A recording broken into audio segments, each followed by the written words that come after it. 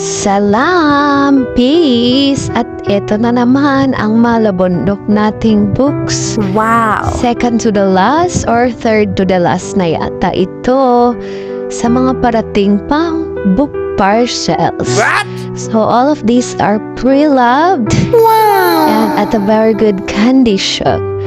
Bata pa nga ako ay pangarap ko na magkaroon ng sarili kong library. And I really love reading. Gusto ko yung mga letters. Kahit saan ako makapunta, mga signage, pinabasa ko hanggang sa dumating na naubusan na ako ng babasahin sa bahay.